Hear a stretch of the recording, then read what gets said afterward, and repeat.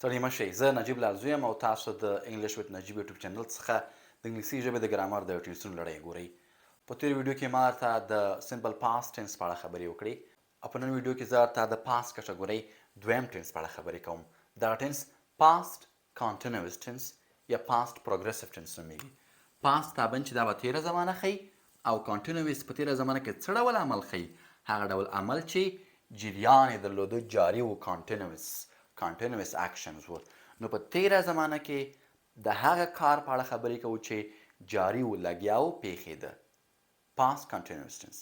So this tense, past continuous tense, expresses an action which was in progress in specific time in past.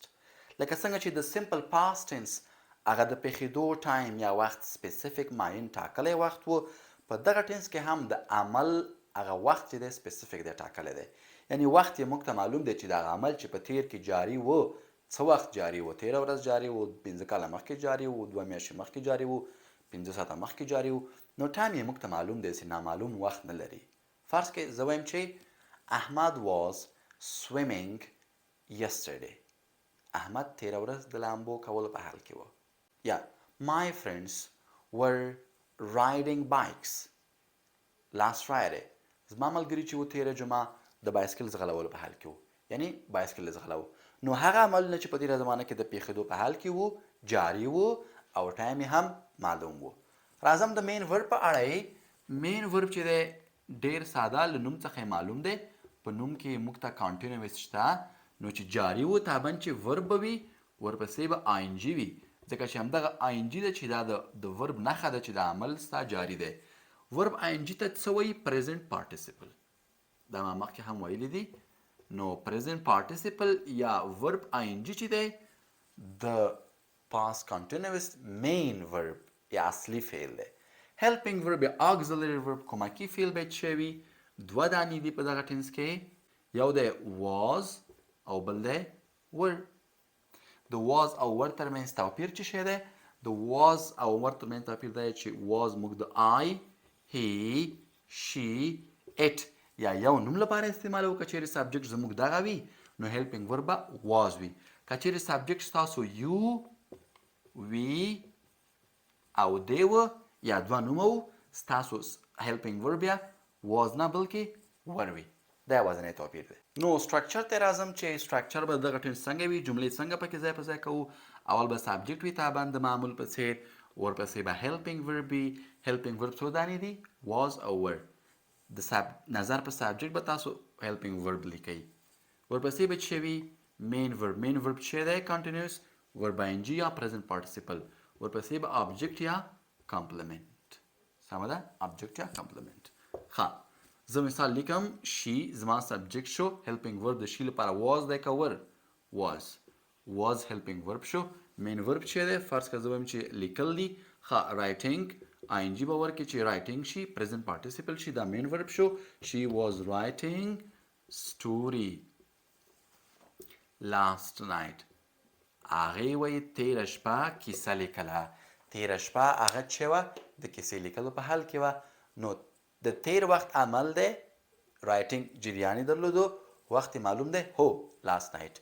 شي واز رایټینګ سټوري لاست نایټ. هغه تېره شپه د کیسې لیکلو په حال کې وه. څنګه منفي کوم؟ شي واز ناٹ په مرسته که واز زما کومکي فعل دی، یو ناٹ به ورکړي، واز ناٹ.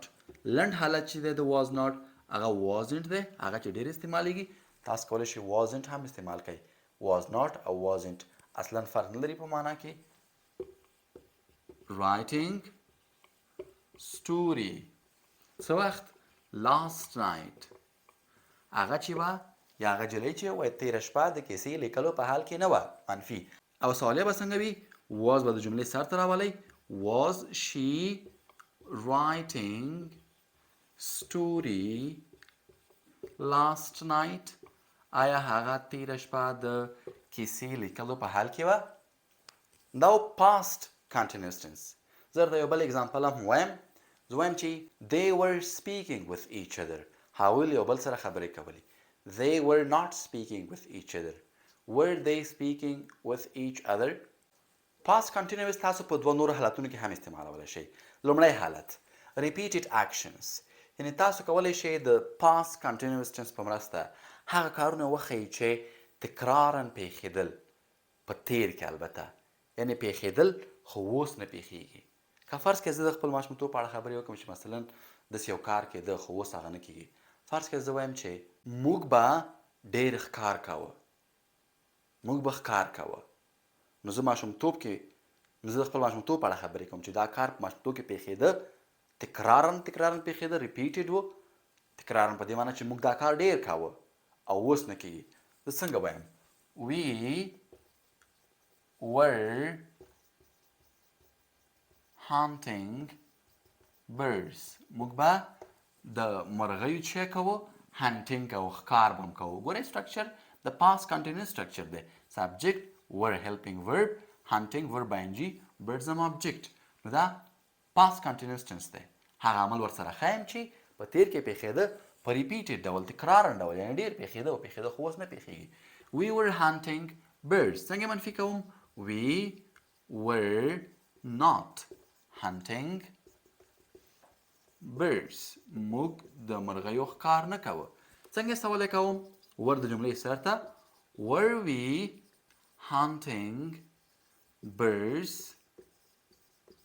سوالیه یا زه وایم چې they were coming a lot to our home هغوی زموږ کور ته ډېر راتلل یعنې تیر کې دغه کار پیښېده ریپیټډ و تکرارا پیښېده they were coming a lot to our home هغوی زموږ کور ته ډېر راتلل نو تاسو هغه عملونه چې په تیر کې پیښېدل په تکرار ډول او اوس نه پیښېږي تاسو کولی شئ د پاس کنټینیوس په مرسته یې وښیئ او بل هغه حالت چې پکې دغه ټنس استعمالولی شئ two actions یعنې دوه عملونه چې په همزمان ډول لګیا وي پیښېږي په مساوي ډول موازي ډول دوه عملونه لګیا دي پیښېږي تاسو کولی شئ په همدغه ټنس کې وښیئ په دغه صورت کې به تاسو while او when څخه مرسته اخلئ چې وښیئ دوه عمله د پیښېدو په حال کې وو سمه ده فرض کړئ زه وایم چې while I was sleeping کله چې زه د خوب کولو په حال کې ونې ویده وم په اصطلاح علي څه کول علي was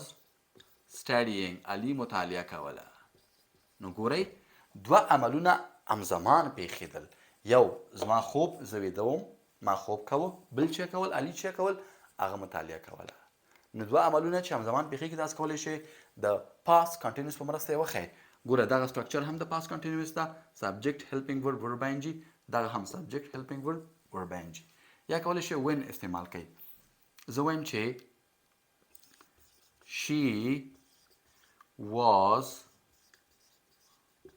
running when Ahmad was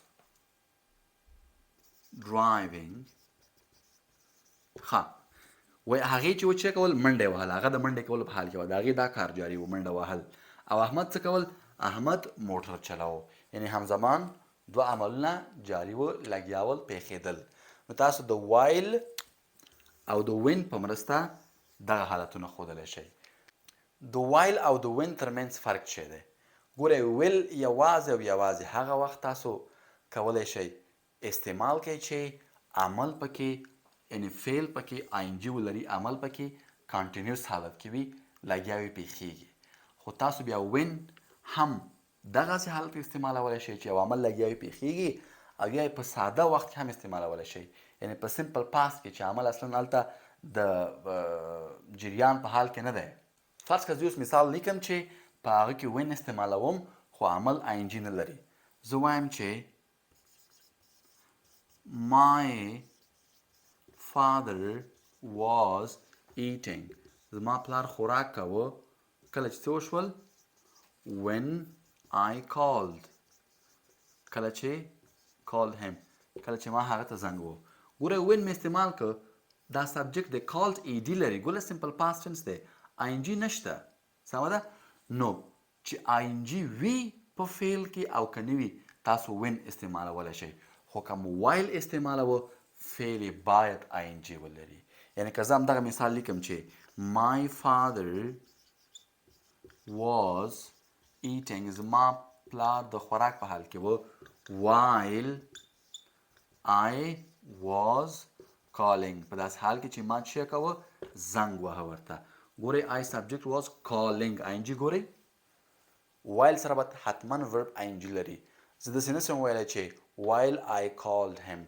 نه called له while سره ناسم دی سو دا و پاس continuous tense څومره چې کولی شئ اگزامپل یې جوړ کړئ له دغه ټینس سره اگزامپل یې هڅه وکړئ چې ولیکئ بیا یې منفي ته واړوئ سوالیې ته واړوئ او په شفاهي ډول په خپلو مغزو کې هم مثالونه جوړ کړئ هماغلته یې واړوئ بدل یې کړئ منفي ته یې واړوئ سوالیې ته واړوئ او هڅه وکړئ چې د ټینس په تعریف باندې ځان پوه کړئ هغه حالت واخلئ ښه جذب کړئ چې په کوم ډول حالت کې موږ دغه ټینس استعمالوو هیلپینګ ورب مو هیر نشي مین ورب مو هیر نشي چې جملې ورسره جوړې کړئ څومره چې کولی شئ پریکټس وکړئ بله ویډیو د پاس پرفیکټ ټینس په اړه